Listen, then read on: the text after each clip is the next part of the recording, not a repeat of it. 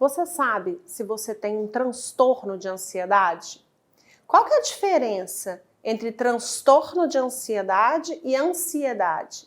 A ansiedade, ela é natural do ser humano. A gente precisa dela. É pela ansiedade que nós nos movimentamos, por querer saber o que vai acontecer depois, o que nos espera, as novidades. É isso que move o ser humano. Mas quando que a ansiedade se torna um transtorno? Quando ela, como o próprio nome diz, e aí é bom que você não vai esquecer, ela transtorna a vida da pessoa. Quando aqueles sintomas naturais da ansiedade, como sudorese, calafrios, palpitações, que todo mundo sente. Eu, por exemplo, estou aqui com meu coração disparado em frente à câmera para falar com vocês. É natural, eu estou fazendo uma coisa que eu gosto. O meu coração dispara, é gostoso.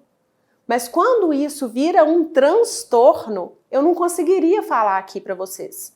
Eu ficaria num grau de agitação e o coração dispararia tanto, eu transpiraria tanto que seria impossível estar aqui falando.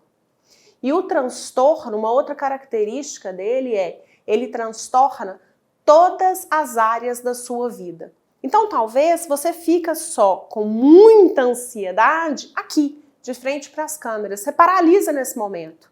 Mas se você estiver falando para um tanto de gente, você mesmo com as palpitações, com a sudorese, você consegue fazer esse movimento. Na sala de aula você consegue fazer esse movimento. Então não é um transtorno. Você tem sim uma ansiedade frente a alguma coisa ou algum ambiente. Vamos levar isso, por exemplo, para o mundo dos adolescentes.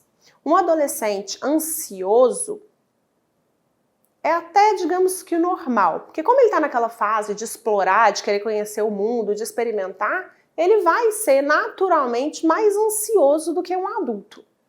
Quando a gente vai perceber que esse adolescente tem um transtorno de ansiedade?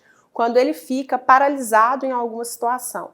Ou ele fica muito ansioso quando ele vai para a escola, quando ele fica muito ansioso quando chega alguém na casa dele, ele fica muito ansioso com qualquer atividade fora do padrão, do horário, na escolinha de futebol, por exemplo. O transtorno ele tem que estar presente em vários ambientes. Então, se o adolescente, por exemplo, tem um transtorno de ansiedade, um transtorno, tá, gente, de ansiedade, só na escola, provavelmente aquilo não é um transtorno. É alguma coisa naquele ambiente que faz com que aquele adolescente fique com ansiedade.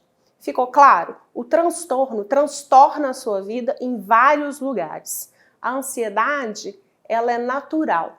Ela não pode ser vista como inimiga.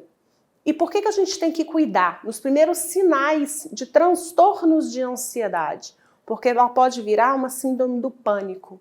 E o que é essa síndrome do pânico? É aquele momento que a pessoa paralisa. Às vezes chega até a cair no chão. Tem que ficar no quarto escuro muitas vezes, ela não consegue falar, ela já não consegue conversar. Esse é o ápice da ansiedade.